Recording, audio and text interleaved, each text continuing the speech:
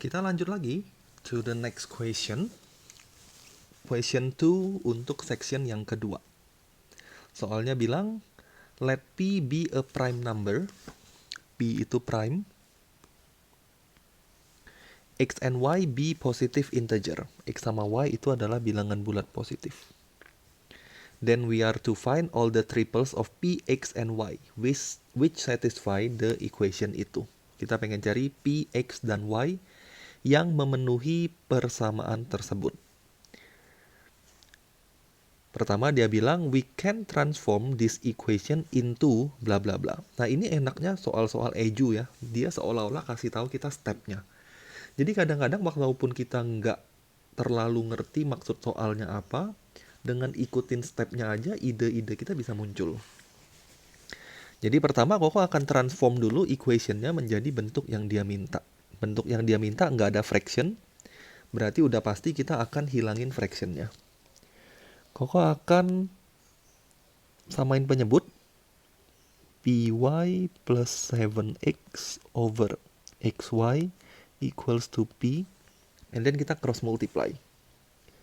Py plus 7x equals to pxy. Nah, kita akan faktorin bentuk ini. Jadi kita akan paksakan untuk melakukan pemfaktoran. Sebelum Koko paksain untuk pemfaktoran, pindah ruasin dulu. Py minus pxy plus 7x equal to 0. Nah, Koko akan faktorkan py. Di sini ada py ya. Jadi kita akan faktorkan py. Py 1 minus x berarti 7 ini kita akan paksakan muncul 1 minus x juga supaya bisa di-factorize nanti. Koko boleh tulis minus 7 1 minus x. Kalian bayangin kalau dikaliin masuk, kita akan dapat minus 7 plus 7x. Expression kita hanya plus 7x. Jadi supaya nggak mengubah soal, kita harus tambahin 7. Jadi supaya nggak mengubah soal, Koko akan tambahkan 7. Sama dengan 0. Nah, step berikutnya kita tinggal susun. Py di sini x minus 1 ya. X minus bukan 1 minus x. Jadi Koko akan ubah menjadi x minus 1. X minus 1. Pindah ruasin ke sebelah kanan aja semuanya. Plus 7. Min 7 berarti ya. Atau Koko tulis dulu supaya kalian gak bingung. Pindahin semuanya ke sebelah kanan. Kita akan dapat 7 equals to py 1 minus x pindah ke kanan. Jadi x minus 1. Kemudian expression kedua min 7 1 minus x juga pindahin ke kanan. Koko akan dapat min 7 x minus 1. Dah, kayak gini. Baru difaktoring. 7 equals to py minus 7 x minus 1. Nah, dengan demikian Koko tahu n-nya 1, py minus o, o-nya berarti 7, kemudian equals to p, berarti p-nya juga 7. Nah, ini bentuk kita. Pertanyaan selanjutnya, dia bilang, from this we obtain x minus n equal to berapa? X minus n itu x minus 1 ya, n-nya 1. Nah, dari persamaan yang kita dapat, kalau Koko tulis dulu di sini, x minus 1, py minus 7 equals to 7. Dari sini Koko bisa tebak, karena hasil perkaliannya adalah 7, maka x min 1 itu harus kelipatan dari 7. 7 itu bilangan prima ya, jadi nggak punya banyak kemungkinan. Kemungkinannya adalah x min 1 itu either 1 atau 7. Nggak mungkin ada kemungkinan lain. Karena 7 is a prime number. Dia bilang, note have q less than r. Jadi q-nya yang lebih kecil. Q-nya 1, r-nya 7. And hence, x-nya berapa? Tinggal dilihat aja. Kalau x minus 1 equals to 1, maka x-nya 2. Kalau x minus 1 equals to 7, then x equals to 8. Sekarang, first, if x equals to s, kalau x-nya adalah 2, x-nya itu 2, then p equal to berapa? Sekarang kita ganti aja expression-nya. X-nya Koko akan ganti jadi 2. 2 min 1 py minus 7 equals to 7. 2 min 1, 1 berarti py minus 7 equals to 7. Maka py-nya adalah 14. Maka P itu berapa, Y itu berapa? Nah, kemungkinannya nggak mungkin ada banyak. Karena kita ngomongin P is a prime number, Y is a positive integer. Jadi kemungkinannya tinggal either P-nya 2, Y-nya 7, atau P-nya 7, Y-nya 2. Tinggal lihat di sini dia bilang U less than W. Berarti U ini P-nya 2. P-nya 2, kalau P-nya 2 dari expression kita, Y-nya pasti 7. Atau kemungkinan lain adalah P-nya yang 7. Kalau P-nya yang 7, maka Y-nya 2. Pertanyaan terakhir, next, if X equals to T, kita punya second option, X-nya adalah T, T-nya 8. Dan P equal to berapa, Y equal to berapa. Sama lagi, substitute ke kita punya equation. X-nya 8. Jadi, 8 minus 1 py minus 7 equals to 7. 8 minus 1 itu 7. 7 divided to the right hand side dapatnya 1. Jadi py minus 7 equals to 1. Dan py-nya equals to 8. Nah, py equals to 8, kita juga punya satu kemungkinan doang, nggak ada banyak option. Kenapa nggak punya banyak option? Karena P is prime. Dan Y is positive integer. Bilangan prima yang merupakan kelipatan dari 8, itu satu-satunya angka adalah 2. Kalau P-nya 2 berarti Y-nya 4. Ini pembahasan kita untuk soal yang keempat. Soal 2 dari section 2. Kita lanjut lagi ke nomor berikutnya. Kita udah masuk ke section yang ketiga atau nomor 5. Nomor 5 soalnya bilang a quadratic function in X itu adalah Y equals to AX squared plus BX plus C. Such that the graph of function 1, grafik dari fungsi kita, passes through the 2 point minus 1 and 2, 2. When we express B and C in terms of A, we have, jadi sekarang tujuannya kita mau menyatakan B dan C in terms of A. Koko substitute dulu 2 poin yang dia sediakan di sana untuk dapat suatu simultaneous equation. Yang pertama, X-nya minus 1, Y-nya minus 1. Kita akan dapat minus 1 equals to A minus B plus C. Ini equation yang pertama. Equation kita yang kedua adalah X-nya 2, Y-nya 2. Jadi Koko akan punya 2 equals to 4A plus 2B plus C. Pertama kita mau express B in terms of A. Berarti kita harus eliminasi C-nya.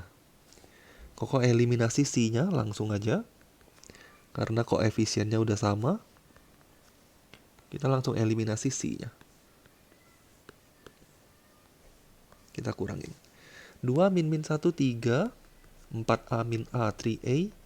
2b minus minus b plus 3b. C-nya habis. Semuanya divided by 3.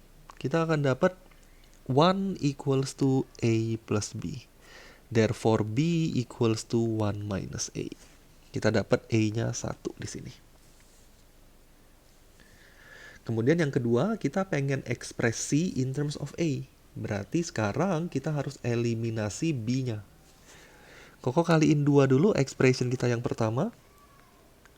Tujuannya supaya b-nya bisa dieliminasi. Kemudian persamaan yang kedua, di elimination. 4a plus 2b plus c. Kita kurangin juga. Negatif 2, negatif 4 equals to b-nya. Ini kita harus plus ya. Ini harus tambah. Jadi ini Koko salah. Min 2 tambah 2, yaitu 0. Sama dengan 2a tambah 4a, 6a. B-nya habis. 2c plus c plus 3c. Maka kita dapat c equals to negative 2a. Jadi BC di sini Koko udah tahu, negative 2.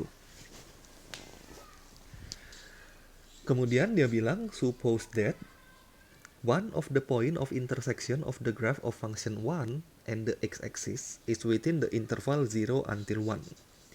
Jadi dia bilang, misalkan satu titik potong terhadap sumbu x atau satu titik potong dari grafik kita dan sumbu x itu berada di interval 0 sampai 1.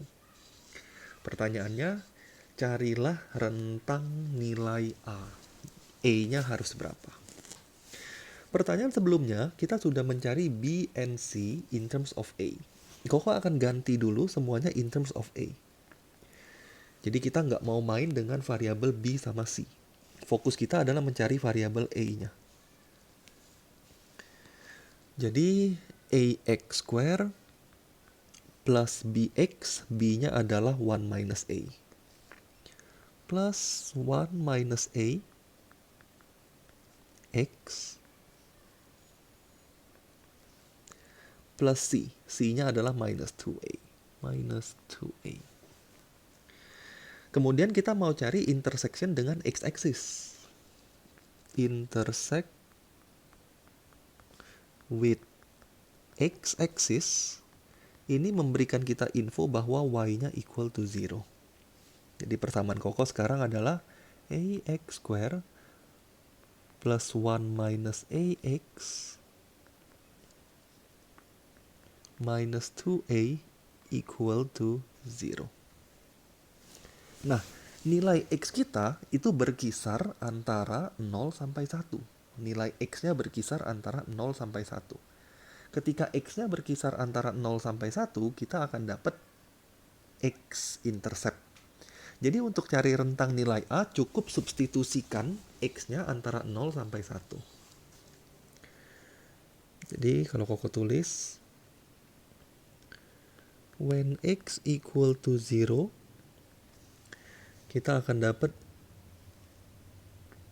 0 plus 0 minus 2a equals to 0. Maka a-nya kita akan dapat equal to 0.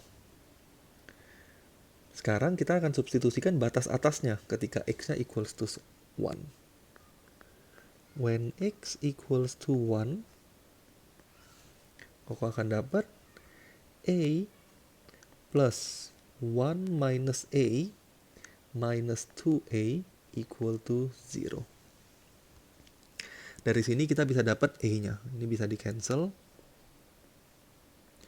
Kemudian Koko akan dapat 1 minus 2a equal to 0. Maka a-nya Koko dapat setengah. Nah, itulah rentang nilai A kita. Rentang nilai A kita adalah ketika x-nya mendekati 0, A-nya akan mendekati 0. Ketika x-nya sama dengan 1, A kita adalah 1/2. Pertanyaan terakhir, when the value of A varies within interval 2, ketika nilai A-nya sesuai dengan interval kita, The range of value of A plus BC is berapa? Sekarang kita mau tahu rentang nilai A plus BC. Koko misalin dulu A plus BC ini menjadi suatu variabel, misalnya apa ya? F of A. Itu adalah A plus BC. Maka f of A kita sekarang adalah A plus B, B-nya 1 minus A, ada di atas ini. Kita akan ubah semuanya jadi in terms of A, karena kita punya interval A. Ini ya yang tadi. Maka semuanya harus in A. C-nya adalah minus 2A. Minus 2A. Maka f of A kita, kalau Koko simplify, Koko akan dapat, ini times ya, hati-hati bukan minus. A minus 2A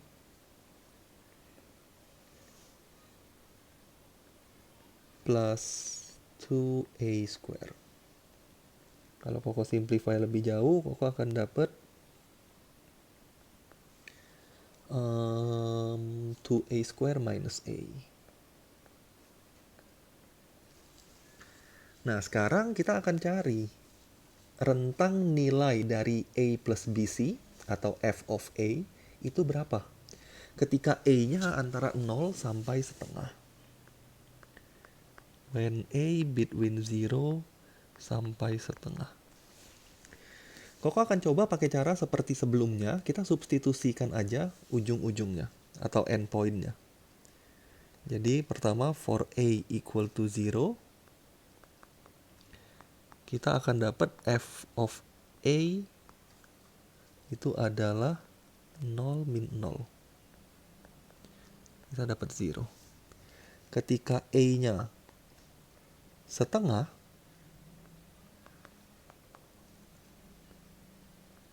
kita akan dapat f of A-nya 2 kali setengah kuadrat dikurang setengah. Kita dapat 0 juga. Nah, di sini kalian harus hati-hati. Bukan berarti intervalnya dari 0 sampai 0. Tapi kalau kita teliti, f of A ini kurvanya adalah parabola. Jadi kalau diteliti ini adalah parabolik. Dia punya solution itu adalah ketika A-nya 0 dan A-nya setengah. Jadi titik potongnya kita bisa dapat ketika, kalau Koko faktorin ya, A 2A min 1 sama dengan 0, A-nya 0, A-nya setengah. Jadi inilah alasan waktu kita substitusi A-nya 0, kita dapat F-nya atau Y-nya 0 juga. Ketika A-nya half, kita dapat 0. Ketika A-nya half, kita dapat hasilnya juga 0. Tapi bukan berarti minimum value dan maksimumnya atau intervalnya ada di sana. Intervalnya kita harus cari lagi. Karena bentuknya parabola, kita bisa cari symmetrical axis-nya. Jadi, symmetrical axis-nya kita bisa dapat. Untuk cari symmetrical axis, boleh pakai formula min B per 2A, atau karena Koko sudah dapat dia punya x-intercept, tambahin bagi 2 aja.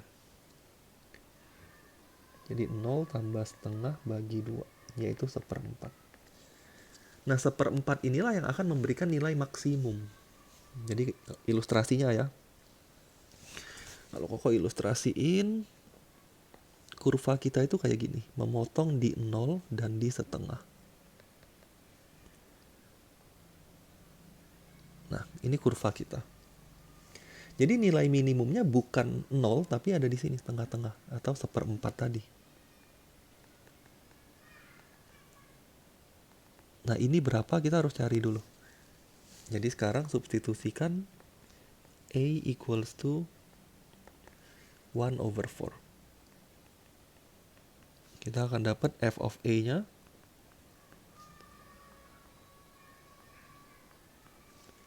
yaitu fungsinya tadi ada di atas ya. Ini fungsi kita.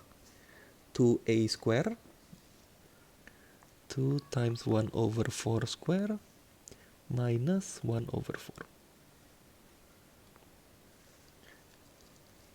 minus 1/4. Kalau dihitung kita akan dapat 1/16 times 2, 1/8, 1/8 minus 1/4, kita akan dapat minus 1/8.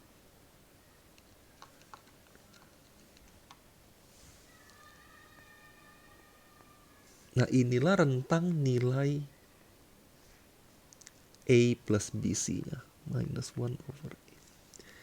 Jadi yang paling kecil bukan 0, tapi minus 1/8. Sedangkan paling besarnya adalah 0. Dilihat dari gambar ya, paling besarnya 0. Yang ini nggak termasuk. Ini nggak dihitung. Bagian yang lebih-lebih ini nggak dihitung. Kenapa nggak dihitung? Karena kita hanya mengambil nilai A between 0 sampai half. Nah, ini soal kita yang kelima. Next, kita lanjut lagi ke soal terakhir. Section keempat, soal nomor atau soal keenam. Di soal ini dia bilang, a triangle ABC satisfies AB itu 7. Jadi AB-nya 7, BC itu 8, kemudian AC atau CA itu 6. We denote the center and the radius of the circumscribed circle of this triangle ABC by O and R. Jadi dia bilang, kita kasih simbol pusat dan jari-jari dari lingkaran luar segitiga. Lingkaran luar segitiga ini adalah O dan R. Jadi jari-jarinya R. Kita menggambar two straight line which are tangent to this circumscribed circle. Kita gambar tangent. Tangentnya adalah BD dan CD. And denote the point of intersection of this straight line by D. Perpotongan antar dua garis lurus yang kita gambar itu adalah D. Pertanyaannya, we see that cos BAC itu berapa? Pertama kita mau cari cos BAC. BAC. Koko anggap angle-nya alpha. Semua sisi kita tahu, kita bisa cari cos-nya dengan menggunakan cosine rule. Aturan cos ya. BC square equals to AB square plus AC square minus 2AB AC cos alpha. BC-nya kita tahu 8, AB-nya 7, AC-nya 6, 2 kali 7 kali 6 kali cos alpha. Simplify aja, Koko akan dapat 2 kali 7 kali 6 cos alpha sama dengan 49 tambah 36 kurang 64. Maka cos alfanya kita akan ketemu. 49, 36, 64 dibagi 2 kali 7 kali 6. 1/4. Ini cos alfanya. Jadi A sama B-nya kita tahu. A-nya 1, B-nya 4. Kemudian dia bilang sin BAC berapa? Kalau cos-nya tahu, sin-nya udah pasti bisa dicari. Cos itu adalah adjacent over hypotenuse. Maka opposite-nya sudut di depan sisi di depan sudutnya, opposite-nya kita bisa cari dengan menggunakan Pythagoras. 4 kuadrat kurang 1 kuadrat. Kita dapat root 15. Maka sin alfanya kita bisa ketemu. Sin itu adalah opposite over hypotenuse. Akar 15/4. Itulah sin BAC-nya. Akar 15, I-nya 4. Kemudian R-nya berapa sekarang dia bilang? Jari-jarinya berapa? Nah, ini kalian harus ingat formula menghitung jari-jari dari lingkaran luar segitiga. Kalau enggak, kita akan turuninnya makan waktu banget. Jadi lama sekali kalau kita harus turunin dari awal. Dan waktunya mungkin nggak akan cukup. Jadi, untuk lingkaran luar segitiga, jari-jari bisa dicari dengan cara ABC dibagi 4L. ABC itu adalah sisinya, sisi-sisi segitiga. L itu adalah ini, Jadi L-nya itu adalah akar dari S, S min A, S min B, S min C.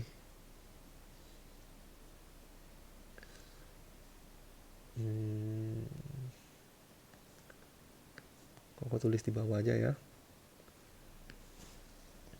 L itu adalah akar dari S, S min A, S min B, S min C. Dan S itu adalah setengah dari keliling. A plus B plus C. Jadi untuk dapat radius kita harus cari S-nya dulu. Kalau Koko cari di sini S-nya setengah kali 6 tambah 7 tambah 8. Kita dapat 21/2. 15 tambah 6 ya 21/2. Sekarang kita bisa dapat L-nya. Square root dari 21/2 dikali S min A, 21/2 dikurang 6. Kita dapat 9/2. Dikali 21/2 dikurang 7. Kita dapat 7/2. Dikali lagi 21/2 dikurang 8. Kita dapat 5/2. Nah, itulah S-nya. Kalau Koko simplify, Koko akan dapat penyebutnya udah pasti 4. Atasnya kita akan dapat 21 akar 15. 21 root 15. Nah, itu L-nya. Substitusi ke formula kita dapat radiusnya. ABC 6, 7, 8 ya. 6 kali 7 kali 8 dibagi 4 kali 21/4 akar 15. 678 bagi 21. 16 per akar 15. Kalau dirasionalin kita dapat 16/15 akar 15. Itulah radiusnya. Jadi 16, 15, 15.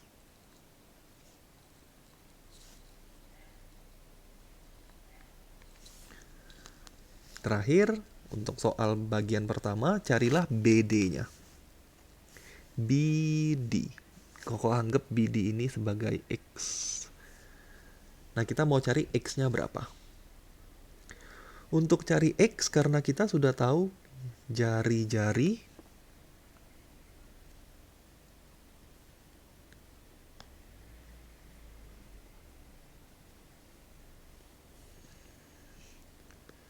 gambar manual aja ya.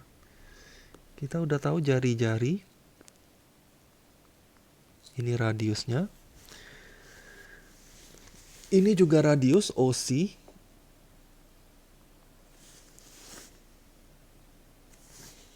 Dari sini Koko bisa tahu kalau sudut BOC, Koko tulis di sini, angle BOC itu adalah 2 kali angle BAC, sifat dari segitiga ya, segitiga dalam lingkaran. Jadi sudut yang melalui pusat 2 kali sudut yang melalui keliling. Jadi sudut BOC itu 2 kali BAC. 2 times angle BAC. Kemudian karena kita punya 2 buah tangent, dari O Koko tarik ke D. Nah, triangle BOD dan triangle COD itu adalah triangle yang kongruan. BOD dan COD. Kalian bisa lihat sendiri ya. BOCO sama-sama radius, OD sama-sama garis yang ada di dalam segitiga itu. Maka BD sama BC pasti sama, sehingga segitiganya kongruan. Karena segitiganya kongruan, angle BOD itu adalah setengah kali BOC. Setengah kali angle BOC. Dengan kata lain, angle BOD sama aja dengan angle BAC. Jadi sudut ini adalah alfa juga. Nah, info itu yang kita akan pakai untuk mencari BD. Kalian bisa lihat, hubungan antara tangent dengan radius ini selalu 90 degree. Jadi untuk cari BD, kita bisa hitung menggunakan tan ya. Tan alfa adalah opposite over hypotenuse. Kok pakai warna lain supaya nggak terlalu membingungkan. Tan alfa itu adalah opposite-nya adalah BD, yaitu X, tadi tan itu opposite over adjacent ya, bukan hypotenuse. Tan alfa itu X over adjacent. Adjacent-nya adalah OB. OB itu R.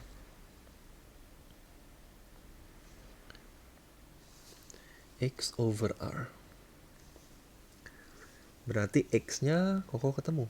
R tan alfa.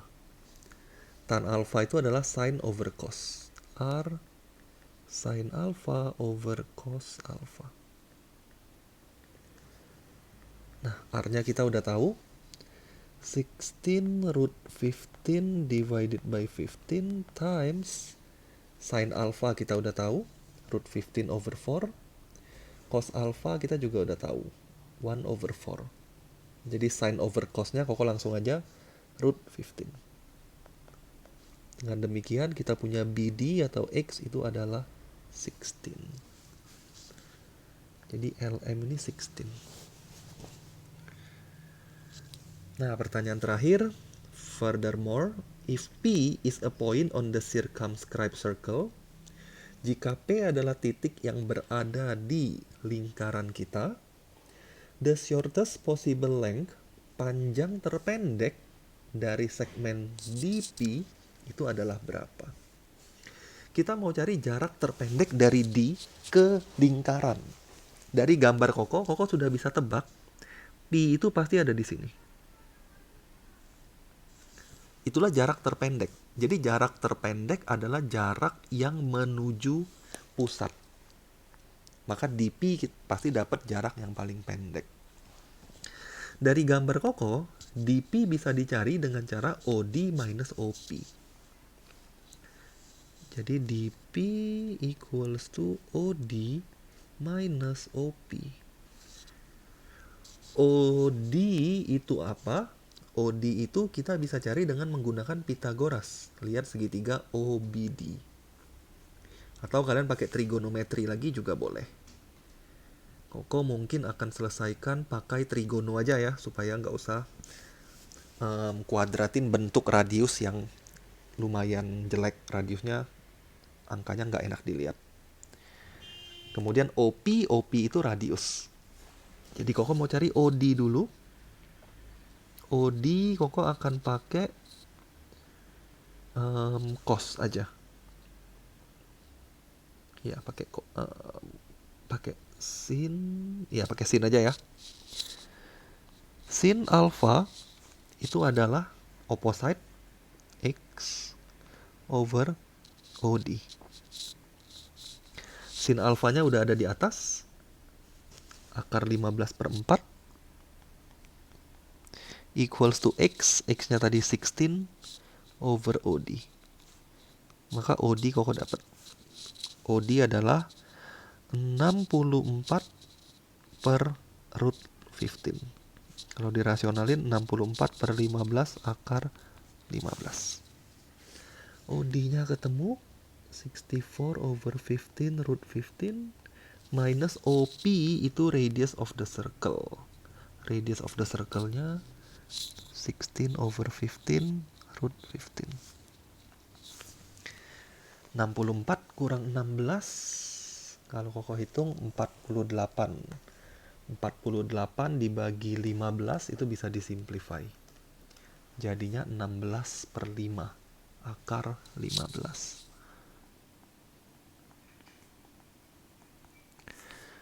Jadi NO kita 16, PQ kita 15, R kita adalah 5. Nah, ini pembahasan Koko untuk soal EJU, examination paper dari Japanese University tahun 2014. Tahun 2014. Nah, sekian pembahasan dari Koko. Thank you banget buat yang udah nonton.